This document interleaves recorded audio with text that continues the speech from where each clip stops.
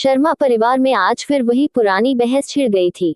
दिवाली की सफाई चल रही थी और किसे क्या काम करना है, इसी बात पर माँ निर्मला जी और उनके बड़े बेटे राहुल के बीच कहासुनी हो गई। राहुल, मैंने तुमसे कितनी बार कहा है कि बैठक का पंखा साफ कर दो, पर तुम्हें तो मेरी कोई बात सुननी ही नहीं है। निर्मला जी ने रसोई से बाहर आते हुए थोड़ा ऊंचे स्वर में कहा। राहुल, जो अपने लैपटॉप पर ऑफिस का कुछ जरूरी काम निपटाने की कोशिश कर रहा था, झुंझलाकर बोला, माँ आप भी ना। मैं एक जरूरी ईमेल भेज रहा था, 5 मिनट रुक नहीं सकती थी क्या? छोटी बहन नेहा, जो चुपचाप खिड़की के पर्दे बदल रही थी, बीच में बोली, भैया माँ सही कह रही हैं। आप सुबह से कह रहे हैं, पर अभी तक हाथ नहीं लगाया। राहुल को नेहा का बीच में टोकना पसंद नहीं आया। तुम अपना काम करो नेहा, तुम्हें हर बात में टांग अड़ानी होती है, उसने गुस्से में कहा। माहौल गर्मा गया। निर्मला जी की आंखें नम हो गईं।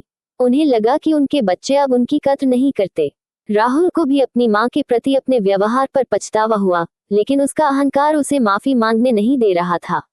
नेहा भी उदास होकर अपने कमरे में चली गई। पूरे घर में सन्नाटा छा गया, जो कुछ देर पहले तक त्योहार की रौनक से भरा था। तभी घर के मुखिया श्री राजेश शर्मा ऑफिस से लौटे। घर का माहौल देखकर वे समझ गए कि फिर कुछ हुआ है। उन्होंने शांति से सबको बुलाया। क्या हुआ, किस बात पर इतनी उदासी है? उन्होंने पूछा। निर्मला जी ने रोते हुए सारी बात बताई। राजेश जी ने सबको समझाया, देखो त्योहार खुशियां लाने के लिए होते हैं, मनमुटाव के लिए नहीं। निर्मला, तुम्हें थोड़ा इंतजार करना चाहिए था। राहुल, तुम्हें अपनी माँ से बात करने का लहजा सही रखना चाहिए था। और नेहा, तुम्हें बीच में नहीं बोलना चाहिए था, बल्कि सुलह करवानी चाहिए थी। उनकी बातों ने सबका गुस्सा शांत कर दिया। राहुल को अपनी गलती का एहसास हुआ।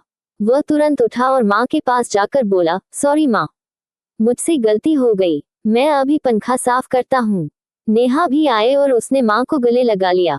निर्मला जी ने सबको माफ कर दिया और तीनों फिर से मिलकर काम करने लगे। शाम तक घर पूरी तरह से साफ और सजा हुआ था। छोटी मोटी नोक झोंक के बाद परिवार फिर एक हो गया और घर में फिर से प्यार और शांति लौट आई।